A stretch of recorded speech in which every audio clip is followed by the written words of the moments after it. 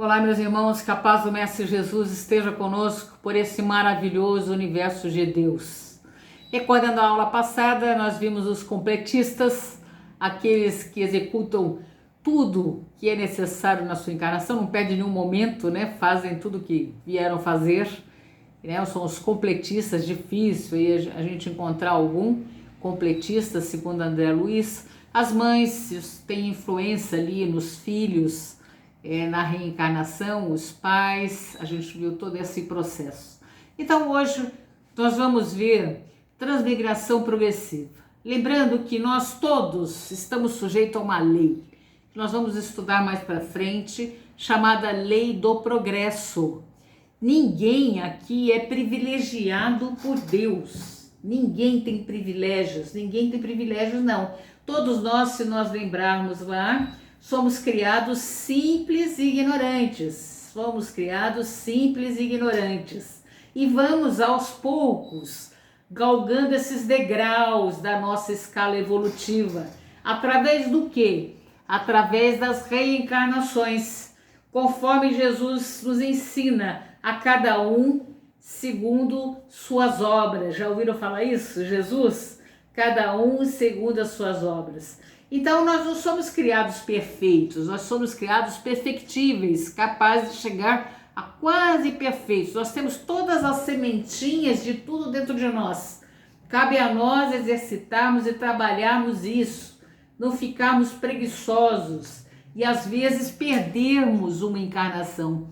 Tem gente que perde as encarnações, é obrigada a reencarnar de novo para passar normalmente por os mesmos problemas, as mesmas dificuldades. Então, nós somos chamados a trabalharmos as nossas virtudes dentro de nós.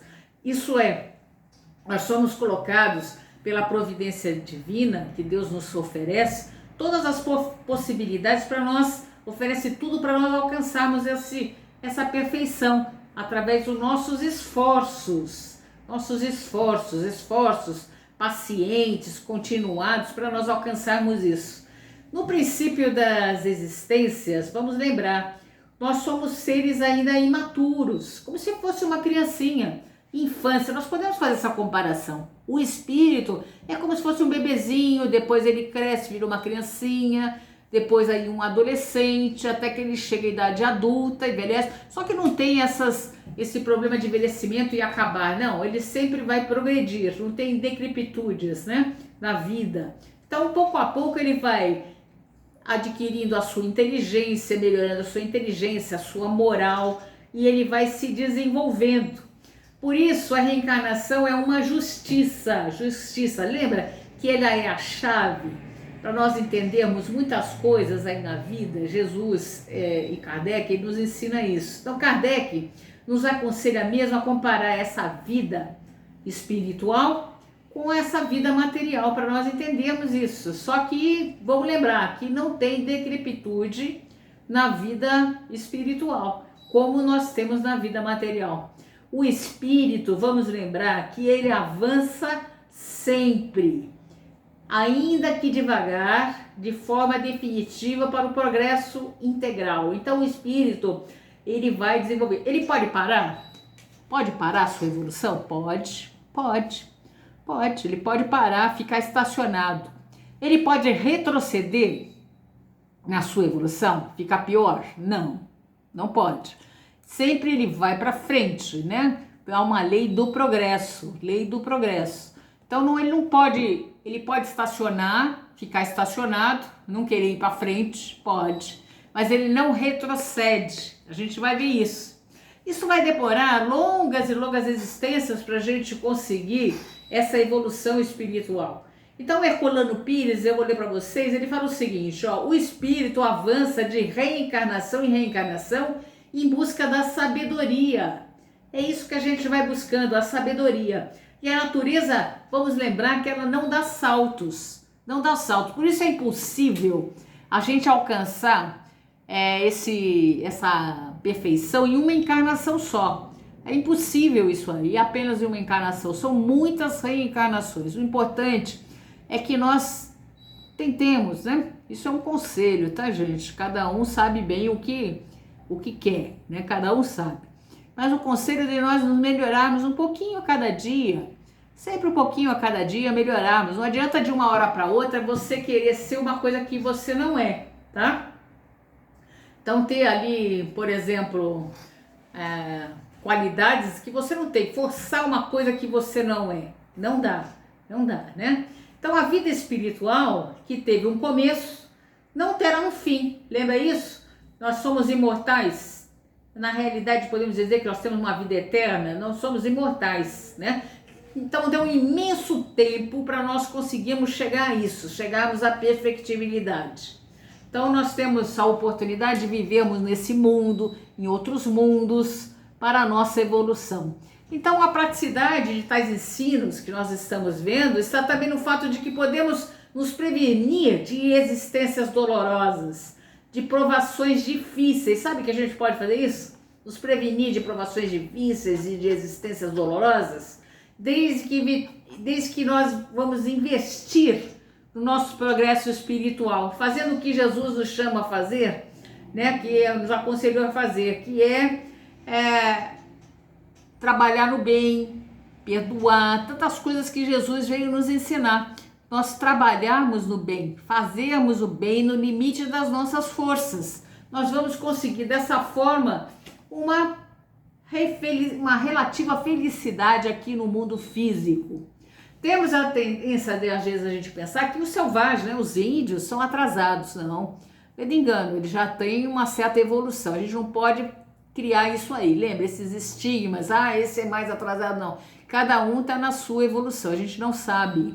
Nos esclarecem que as paixões são sinais de atividades de consciência própria. Enquanto a alma primitiva, a inteligência e a vida estão em estado de germes. Ele já tem as suas paixões e os seus sentimentos. Então a gente vai ver que o espiritismo é aquele cristianismo de volta, o cristianismo primitivo. Busca lá o cristianismo na sua essência. Desperta as consciências o espiritismo, né? Permitindo a gente deixar de viver por viver. A gente começa a agir mais conscientemente, a gente percebe mais as coisas e a gente vai ver que Kardec nos fala que nós somos artífices do nosso futuro. Passamos então a pensar nos nossos atos, a gente começa a pensar, a gente estudando espiritismo, que eu chamo vocês ao estudo, sempre estou chamando aqui aos estudos, né? A gente vai começar a pensar nos nossos atos, olha, o que eu fiz, é a questão que nós vamos chegar lá uma hora, que é a questão 919A do Livro dos Espíritos, que Santo Agostinho pede para a gente fazer uma reflexão diária dos atos que nós praticamos. Nós vamos chegar lá para falar de novo de Santo Agostinho na questão 919A, que é muito importante. Se vocês já quiserem indo lendo, né, essa questão 919A, eu sugiro a leitura para vocês entenderem. O espírita já começa a ter mais consciência, pegar a consciência, não viver a vida só por viver. Nós começamos a perceber consciência lenta, que aumenta a nossa consciência. Nós somos sempre impulsionados pela lei do progresso, que é uma lei que nós vamos estudar mais para frente um pouquinho, que é a lei que impulsiona a gente para frente. Sabendo que, como espíritos, nós não retrocedemos, nós não voltamos. Nós vamos ficar estimulados a essa nossa melhora íntima, nós vamos melhorar. Lembrando sempre que nós somos a última, vamos dizer assim, a mais perfeita, entre aspas, o melhor modelo, vou fazer uma analogia, o melhor modelo de nós, estão agora, somos nós agora, melhor de nós, de todas as nossas reencarnações, somos nós agora, já que nós não podemos retroceder, sermos piores, né? Todo o nosso esforço é computado na nossa contabilidade espiritual. Todas as nossas dores também. Então nós vamos tendo essa ampliação de perspectiva de aprendizado e de aprimoramento. Então tudo nosso é contabilizado. Nossas emoções, nossos esforços, nossa prática no bem, né? Então após esse aperfeiçoamento aqui na Terra, nós vamos adquirindo, vamos absorver dessa sabedoria a ser conquistada aqui nesse planeta que nós estamos. Nós vamos ser necessário a gente adquirir essa sabedoria, seja através do mundo aqui que nós estamos de expiações e provas, como no mundo de regeneração, que é isso que nós estamos indo. Então nós vamos buscando essa luz e essa sabedoria. Victor Hugo, já ouviram falar dele? É um poeta francês, ele nos diz o seguinte: nada se assemelha à alma como a abelha. Esta voa de flor para flor, aquela de estrela para estrela. A abelha traz o mel como a alma traz a luz. Tão bonito, não é? Lindo que ele falou para nós. Então os espíritos, como já vimos, não são todos iguais. Lembre-se disso. Nós não somos iguais. Cada um está em diferente ordem. Lembra? Em diferente ordem. Nós já estudamos essa ordem. Cada um está num grau de evolução diferente. Cada um vai chegar à perfeição em um determinado momento, mas todos chegaremos. Cada espírito está num grau de evolução, né? Nós já classificamos isso em outras aulas. Então a espiritualidade, ela nos diz que transmigrar é isso, passar de uma ordem para outra, transmigrar, a gente passar de uma ordem para outra, isso é transmigrar. Transmigrar é passar de um lugar para outro. Então aos poucos nós vamos passando de uma ordem para outra até chegarmos a nível crístico, puro, tá?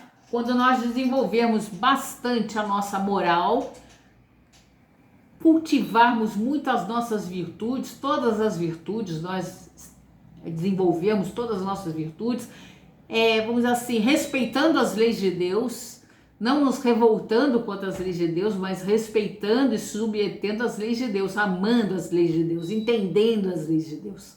Então os espíritos se melhoram evitando o quê? O mal, e praticando o quê? O bem.